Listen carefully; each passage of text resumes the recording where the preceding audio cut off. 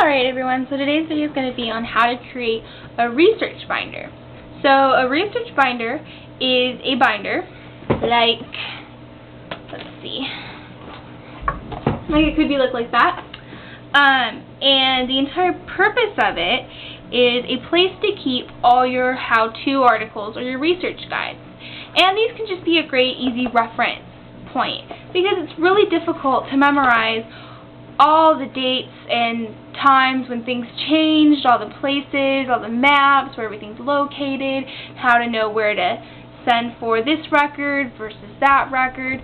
And so if you have a research binder, it's a lot easier. So one thing that I like to do is first organize it. So one thing you do is you can have page dividers, or those nice little tab dividers. You can make them yourself. You can buy them. You can, whatever works for you, whatever is cost efficient and actually efficient for you, you can do that. I like to make the dividers because I like to make them as wide as I need them, as colorful as I need them, things like that. But of course you can obviously do that yourself by buying them. And I like to sort it by place or by what I'm researching. You gotta find categories that work for you. For example, I have a line that is German ancestry that I'm just finally beginning to get the courage to start researching, and I have a whole section on German research. So where to look, where to order the records, forms, things like that.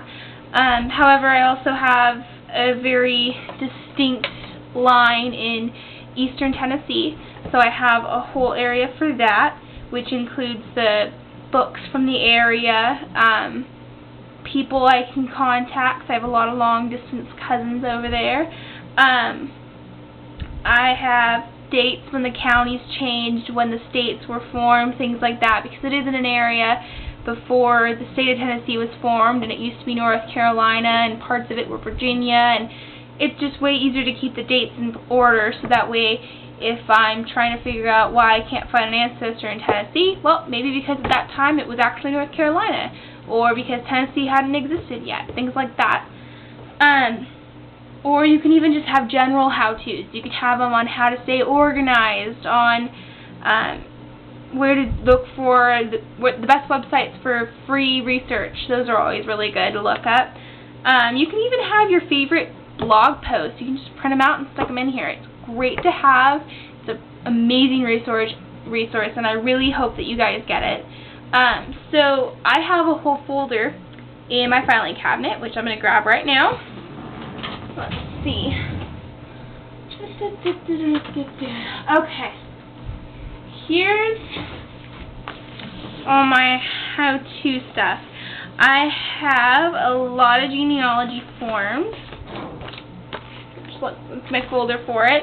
I have a lot of miscellaneous ones that I've copied out of books and I've printed off for different websites, and they're all in just slightly different formats, but they all contain about the same things. I also have a whole section for my notes, which I like to transfer onto nice notebook paper, or I like to type it up.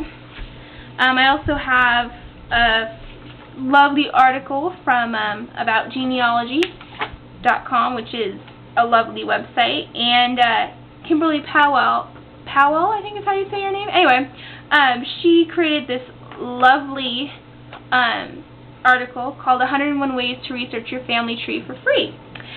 So, looks like that. Pretty thick. A lot of them actually. A lot of pages for it, and it's very, very helpful in trying to figure out what you need. I like to highlight the ones that I use a lot. To put that in there. You can put maps in there.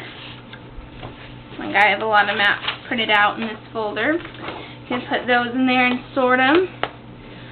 One thing I really like to keep is, let's see, my old pedigree charts. The pedigree charts that I created way back when, before I knew the ethics and the codes and the how-tos and things like that of genealogy. So back in the days when I would just go online and, oh, looks like someone has what I already needed, and just print that out as is without checking to see if any of it was real. I keep those just because they're a good thing to look back on sometimes, not only to reflect on what you need to change, but also as a way to see maybe what did I miss, or maybe is there something that I can change, or maybe that is true, maybe I need to look up that fact and see if I can prove it. Things like that. It's a good reason to keep them for that reason.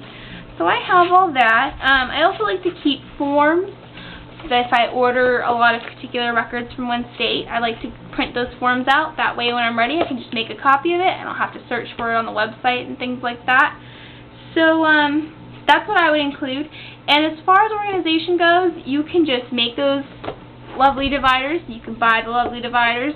You can just hole punch those papers and stick them in there as is, or you can buy those nice little sheet protectors and stick each sheet in each one. I mean, the possibilities are endless, and it's really up to you and to your taste, because it's all about helping you research more and do what you want to do by finding out more information without having to search endlessly. Alright, so I hope that helped you. That's about it for today. So good luck, happy hunting and everything, and that's it.